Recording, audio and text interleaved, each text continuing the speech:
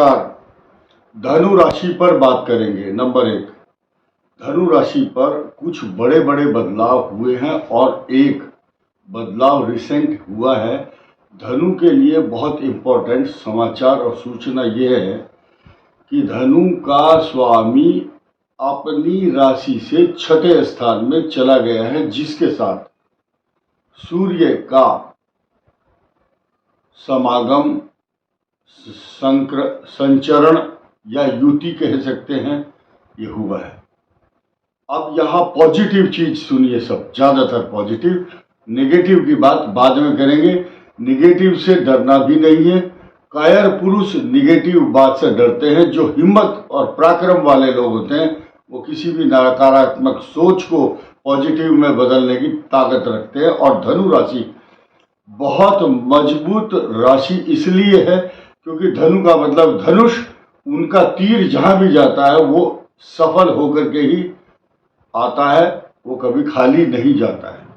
धनु वालों का जो पराक्रम, उनका ज्ञान, बुद्धि, तर्क, विवेक, सोचने की क्षमता सबसे ज्यादा होती है। यह आप याद रखना, क्योंकि इनकी राशि का स्वामी बृहस्पति होता है, सीधे देवताओं के गुरु, जो बुद्धि, विद्या, ज्ञान, विवेक, आर्गुमेंट पावर, शक्ति और दूरगामी परिणाम को सोचने की क्षमता रखते हैं। अब देखते हैं कि सूर्य का बृहस्पति के साथ जो मिलन है और साथ साथ पंचग्रही योग भी 6 जून को बनेगा। लेकिन उससे पहले हम 2 एनालिसिस बहुत बड़े करने जा रहे हैं।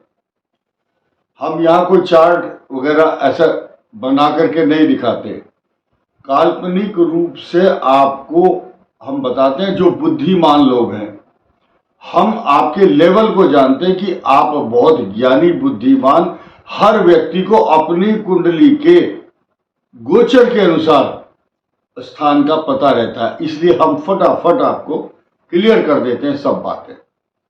आपके भाग्य स्थान का स्वामी सूर्य, लगन स्थान का स्वामी गुरु, यानी कि चंद्र लगन, दोनों मित्र और दोनों एक साथ।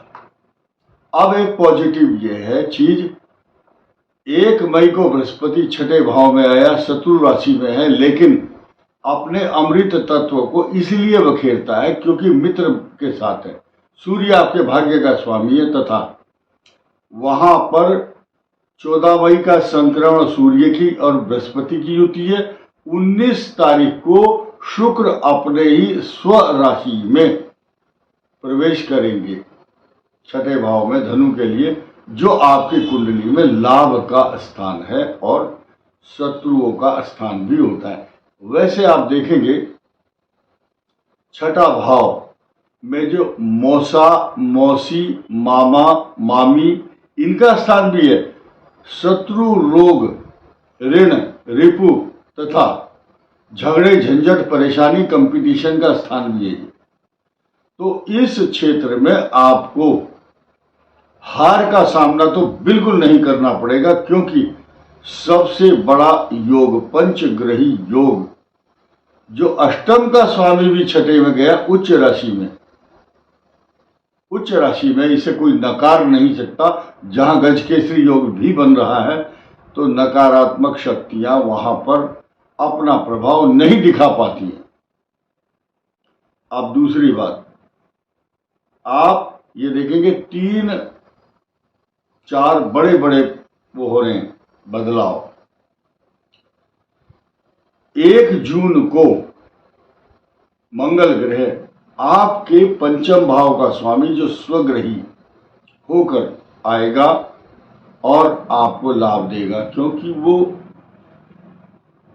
राहु और मंगल बैठ करके एक साथ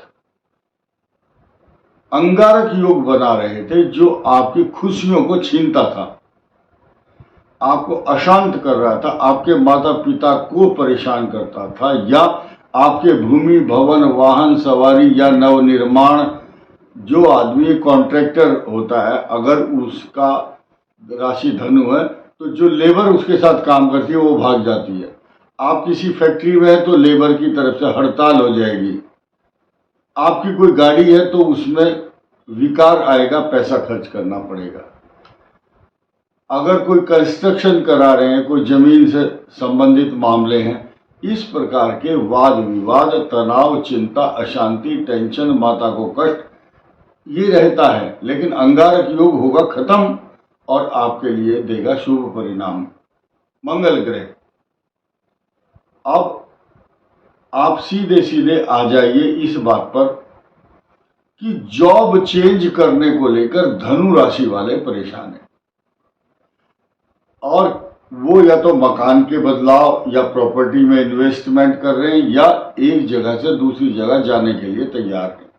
और ये सिलसिला नया नहीं, ये 18 जून 2025 तक आपके साथ ऐसा होता ही रहेगा। जॉब स्विच करने वाले बहुत लोग इस समय क्यू में बैठे हैं, कतार में पीछे से। सबकी यही सवाल है, सबकी यही प्रॉब्लम है, they want to switch their job. व्यवसाय में अशांति, तनाव, चिंता, कष्ट, परेशानी, तथा उनको ये लग रहा है कि मेरे जॉब को लेकर या जिस व्यवसाय में मैं हूं वहां किसी के द्वारा कोई तंत्र मंत्र यंत्र टोना टोटका जादू कोई नुकसान तो नहीं पहुंचा रहा दुश्मन। लेकिन इन सब बातों का विराम 18 जून 2025 को लग जाएगा। लेकिन उससे पहले आपके लिए गुड अपॉर्चुनिटी ये होगी कि पंचग्रही योग आपके लिए 1 जून को मंगल आपके लिए और 6 जून को पंचग्रही योग, ये आपके लिए वरदान बनने वाला है।